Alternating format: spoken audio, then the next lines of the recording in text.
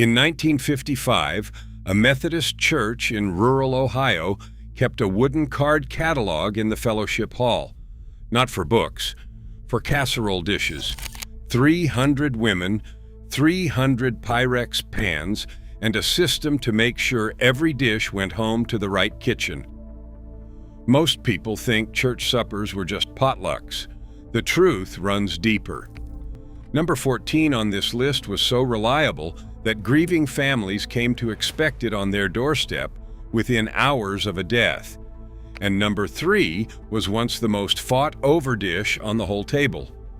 These 25 dishes fed congregations through wars, depressions, and funerals. Then we let them quietly disappear. Hit that subscribe button, because some of these your own grandmother probably made. Let us count down the 25 forgotten church potluck dishes every grandma brought to Sunday supper. Number 25, lime jello congealed salad. This was the dish that proved a salad did not need a single leaf of lettuce. A box of lime jello dissolved in hot water, then cottage cheese folded in, a can of crushed pineapple, sometimes shredded carrot, sometimes chopped pecans, poured into a ring mold and set overnight in the new refrigerator everyone was suddenly proud to own. By Sunday, it wobbled on the buffet table, pale green and shimmering, somehow both sweet and savory, and nobody questioned it. A box of Jell-O cost about 6 cents in the early 50s, and the home freezer compartment had just made setting it reliable. Before the war, most farm families had no way to keep a gelatin mold cold, so the moment the refrigerator arrived in the American kitchen, the congealed salad arrived right behind it as a quiet badge of having made it. Every church had 3 women who made a version, and every version was a little different, and each one was certain hers was correct. We forgot it the day we decided dessert and salad were not allowed to touch. Number 24, pea salad. Cold, sweet English peas, straight from the can or the freezer, mixed with little cubes of sharp cheddar, chopped hard-boiled egg, a spoonful of diced onion, and just enough mayonnaise to bind it all together, chilled until the whole bowl was cold to the fingertips. It was sweet and sharp and crunchy and creamy in the same bite, and it sat right next to the deviled eggs at the end of the table. A can of peas cost about a nickel in 1954. This was the dish that taught a generation of children that peas could actually be good, and it asked nothing of the cook but a bowl, a fork, and an hour in the icebox. Number 23, 7-layer salad. This one was a performance. It went into the good glass trifle bowl, the deep clear one, so the whole congregation could see every stratum through the side. Shredded lettuce on the bottom, then celery, then sweet peas, then chopped onion, then a thick blanket of mayonnaise, spread edge to edge like frosting, sealed against the air, finished with crumbled bacon and shredded cheddar across the top. The genius was you made it the night before, and the mayo seal kept everything crisp until Sunday. Nobody tossed it. You served down through the layers with a tall spoon, so every plate got all 7. It looked like effort. It looked like abundance. It was mostly lettuce and a dime of bacon. Number 22, ambrosia, or what the older women called 5-cup salad. 1 cup of canned mandarin oranges, 1 cup of crushed pineapple, 1 cup of shredded coconut, 1 cup of miniature marshmallows, 1 cup of sour cream, all folded together gently and chilled. Some cooks added maraschino cherries for color or chopped pecans for crunch. It was the South's answer to fruit salad, sweet enough to be dessert, but served proudly as a side dish, and nobody saw the contradiction. A can of mandarin oranges cost about 15 cents. The whole bowl came together in 5 minutes with no cooking at all. which mattered on a hot Sunday when the fellowship hall had no air conditioning and you were not about to turn on a stove. Number 21, Watergate salad. Bright, unnatural, unforgettable green. A box of instant pistachio pudding mix stirred straight into a can of crushed pineapple, then folded with miniature marshmallows, a tub of Cool Whip, and a handful of chopped pecans. No cooking, no oven, just stir and chill. The name came in the early 70s, riding the wave of the scandal in the headlines, and Jell-O's marketing department leaned all the way into it. For a decade, it appeared at every potluck, every reunion, every covered dish supper in America. We forgot it because it screams the exact decade it came from. But for those who grew up on it, one bite brings the whole church basement back. Number 20, glorified rice. This was the Upper Midwest, the Lutheran Church basement special. Cooked white rice, cooled, then folded into crushed pineapple, miniature marshmallows, a little sugar, and a generous cloud of whipped cream. That was it. It was the thrifty cook's miracle, a way to turn last night's leftover rice into something that passed for dessert at a Sunday gathering. In Minnesota and the Dakotas, it appeared on the long folding tables next to the hot dish and the bars, and the women who made it never wrote down the recipe because everyone already had it in their hands. Cool and sweet and humble, it asked for nothing you did not already have in the pantry. Number 19, pimento cheese. They call it the caviar of the South, and in a church fellowship hall, that was no joke. Sharp cheddar grated by hand, a jar of diced pimentos, a few good spoonfuls of mayonnaise, plenty of black pepper, and for the bold cooks, a tiny dash of cayenne. Mixed in a bowl with a fork until it was spreadable and orange and glorious. It went onto soft white bread with the crusts cut off, cut into little triangles, and stacked on a plate where it disappeared faster than anything else at the table. Some cooks spread it on celery sticks for the women watching their figures, and some piled it thick into a hollowed tomato in summer. A jar of pimentos cost about a dime.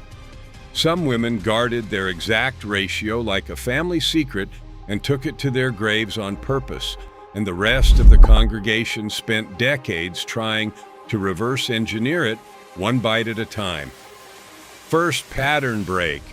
Here is the thing nobody tells you about the covered dish supper. The dish itself mattered almost as much as what was in it. Every woman in the congregation had her Pyrex, her Corningware, her good glass bowl, and on the bottom of every single one was a strip of masking tape with her name written in ballpoint so it found its way home after the dishes were washed. There was an unspoken hierarchy in that fellowship hall.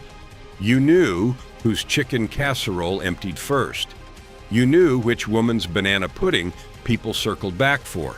Nobody said a word about it out loud because this was church, but the competition was real and it was fierce and it was loving all at once. The covered dish was not just food, it was a woman's reputation carried in two hands across a parking lot. Number 18, hot chicken salad casserole. Not the cold sandwich filling, this was something else entirely. Cooked chicken, pulled into chunks, mixed with chopped celery, a can of cream of chicken soup, mayonnaise, and water chestnuts for that surprising snap. It went into a baking dish, got crowned with crushed potato chips or buttered cornflakes and a scatter of slivered almonds, and baked until it was bubbling and golden and the topping crackled. It came out of the oven, got wrapped in a towel, and rode to church still warm in the back seat. Hot, rich, and creamy, it was the dish that made people say, "Who brought this one?" before they even sat down. It carried beautifully, and it reheated even better the next day. Number 17, tuna noodle casserole, the Friday workhorse, the Lenten staple, the dish that fed a crowd on almost no money. Egg noodles boiled soft, a can or two of tuna, a can of cream of mushroom soup, a handful of frozen peas, all stirred together and topped with crushed potato chips for crunch. Baked 25 minutes until the edges bubbled. A can of tuna cost about 30 cents in the 50s and stretched a long way once you buried it in noodles and soup. For Catholic parishes, it was the answer to meatless Fridays, and for everyone else, it was just cheap, fast, and filling. It fed the building fund committee, the quilting circle, and the Wednesday night supper without ever once breaking the budget. Number 16, tater tot hot da. Up in the upper Midwest, you did not say casserole, you said hot dash, and the king of them all wore a golden roof of tater tots. Ground beef browned and seasoned, a can of cream of mushroom soup, a can of green beans or corn, all spread in the pan, then every square inch covered in a tight grid of frozen tater tots laid down like shingles. Baked until the tots crisped on top and the whole thing bubbled underneath. In Lutheran and Catholic church basements from Minnesota to North Dakota, this was the meal. It came out of long coffee-stained ovens in pans the size of a tabletop, carried up the basement stairs by women in cardigans who had been making it since they were girls. It was warm, it was hearty, it was built for a long folding table and 100 cold, hungry people, and it never once tried to be fancy. It did not have to be. Number 15, squash casserole. Come August, every garden in the South produced more yellow summer squash than any family could possibly eat, so the church ladies turned the surplus into gold. Sliced squash and onion, cooked, soft, drained, then mixed with beaten egg, shredded cheese, a little mayonnaise, and seasoning. Spread in a dish and topped with crushed Ritz crackers tossed in melted butter, then baked until the top was deep golden and the center was custard soft. A pile of squash from the garden cost nothing. The neighbor was probably begging you to take theirs too. And a sleeve of crackers turned the humblest vegetable into a dish people actually fought over. It tasted like late summer and a kitchen with the windows open. Number 14, funeral potatoes. The name tells you everything you need to know. Frozen hash browns or cubed potatoes, a can of cream of chicken soup, a tub of sour cream, shredded cheddar, melted butter, all folded together sheer and topped with crushed cornflakes, browned in more butter.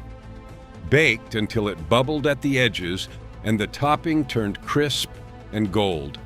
It earned its grim name honestly, because when a family in the congregation lost someone, this was the dish that appeared. The Relief Society women and the church ladies made it by the panful and carried it to the grieving house, where a hot, heavy, comforting casserole said the thing nobody could find words for.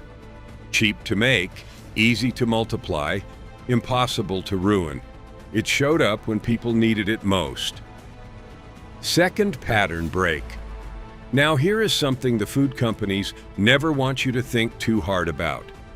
Half the dishes on this list share one secret ingredient, a red and white can of Campbell's condensed soup, cream of mushroom, cream of chicken, cream of celery. That little can became the backbone of American church cooking, and it was not an accident. In the 1950s, Campbell's put out recipe pamphlets by the millions, handing women 1,000 ways to dump a can into a dish and call it dinner. They literally invented the modern casserole as a marketing strategy, and it worked so well that a generation of cooks forgot you could make a white sauce from scratch with flour and butter in about 4 minutes.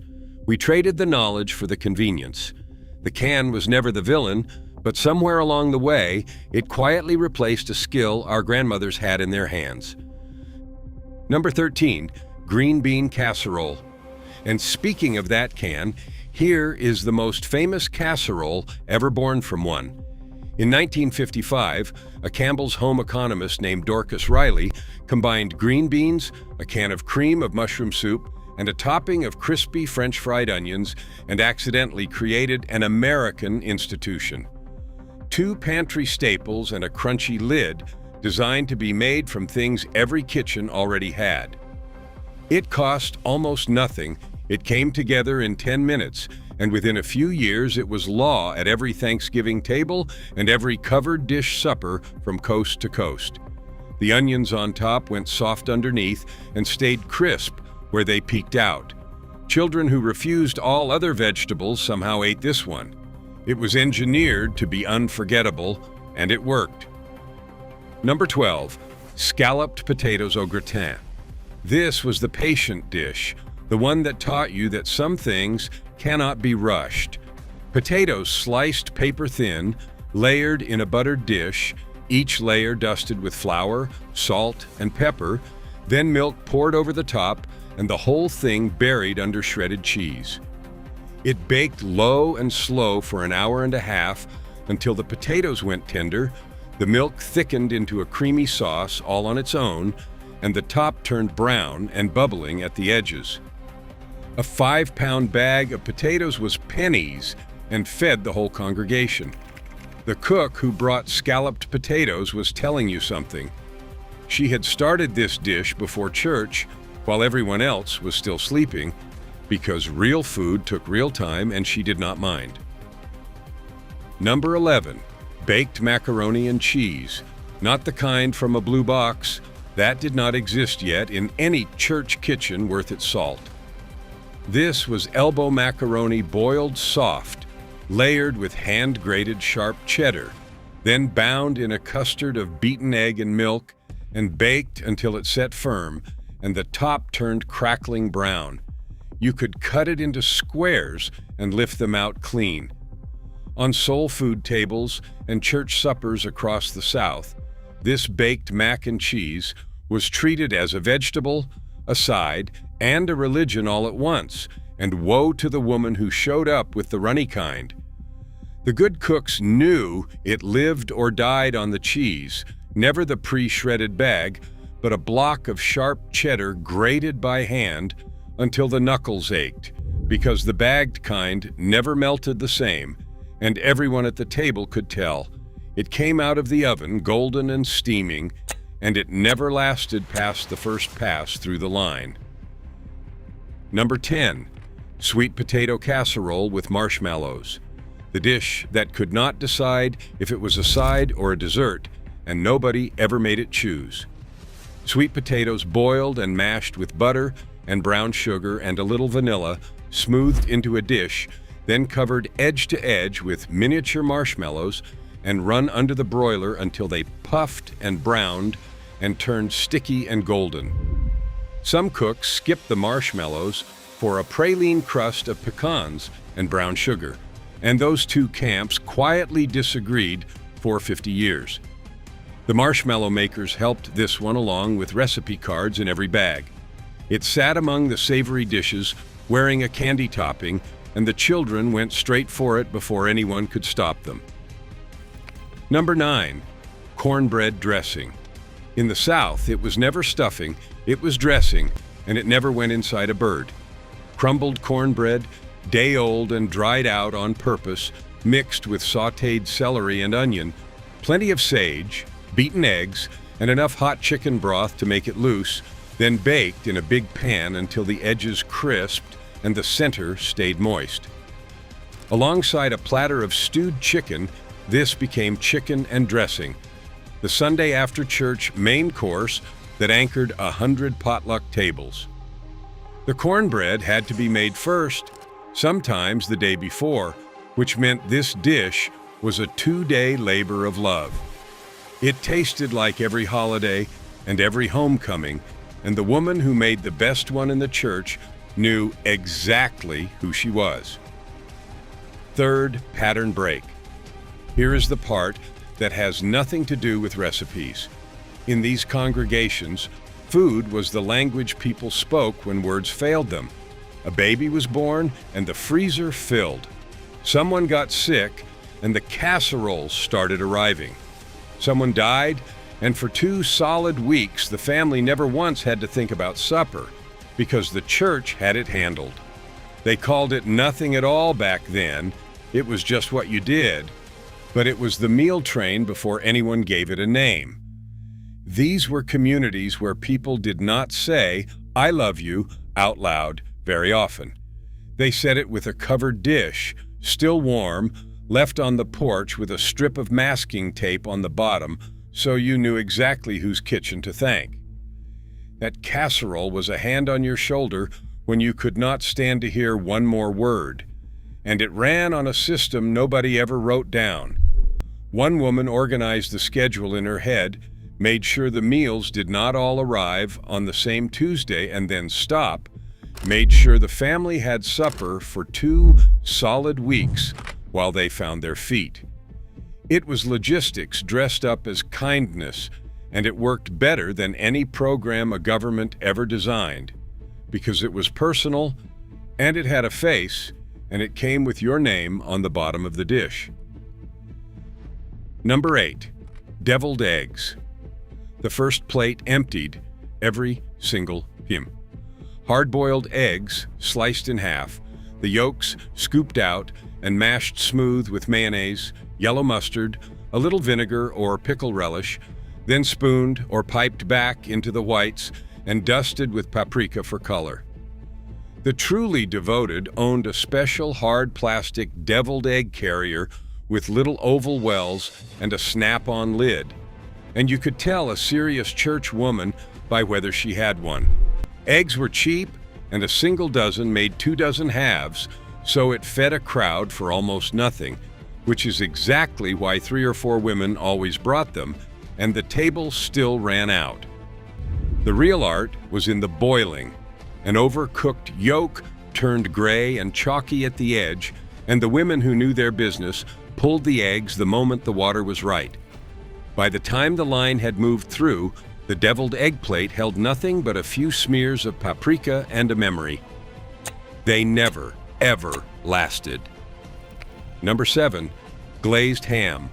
The centerpiece, the anchor, the dish that said this Sunday was a special one. A whole bone-in ham scored in a diamond pattern, studded with whole cloves, draped in pineapple rings, pinned on with toothpicks, a maraschino cherry in the center of each, then basted in a brown sugar glaze until the whole thing turned deep amber and glistening. It baked for hours, perfuming the entire house, and arrived at the church already sliced and fanned on a platter. For Easter especially, a ham was the dish you planned the whole meal around. The leftovers became sandwiches, the bone went into a pot of beans, and absolutely nothing was wasted, because a ham was an investment and a celebration in equal measure. Number 6, poppy seed chicken. A little newer than the rest, but it earned its place fast and became iconic.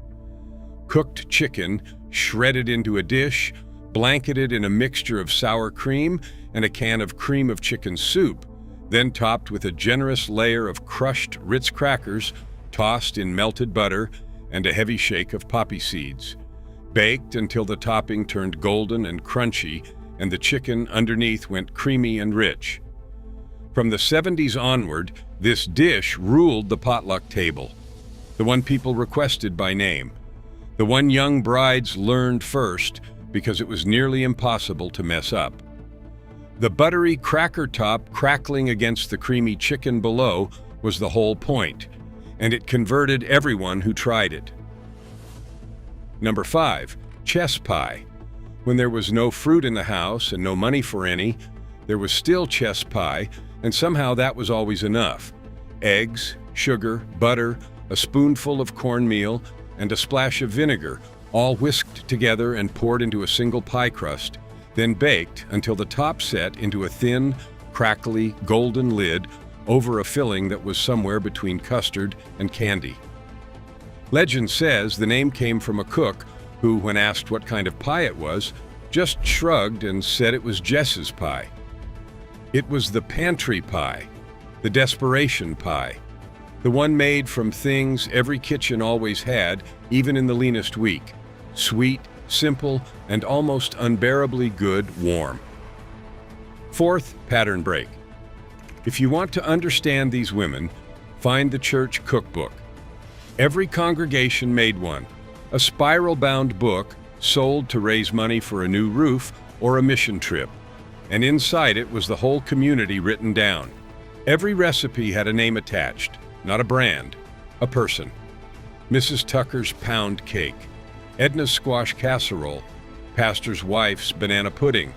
To get your recipe in that book was to be remembered, to be made permanent. And here is the quiet truth those books held. Sometimes a woman left one ingredient out on purpose when she submitted hers, a pinch of this, a splash of that, so that her version stayed just a little better than anyone else's even after she was gone. Those cookbooks were inheritance. They were a whole generation of women saying, "Here, this is who I was, do not forget me." Number 4, Coca-Cola sheet cake. The cake built to feed a multitude from a single pan. A thin chocolate batter with a full cup of Coca-Cola poured right in, sometimes with miniature marshmallows that floated to the top as it baked, spread across a big sheet pan, and baked fast. Then, while it was still hot, a fudge icing made with more Coca-Cola and butter and powdered sugar and chopped pecans got poured over the top and soaked straight in, setting into a glossy shell. Cut into small squares, one pan fed 40 people easily. It was rich, it was moist, it stayed good for days, and the soda in the batter was the kind of clever shortcut a thrifty church cook treasured.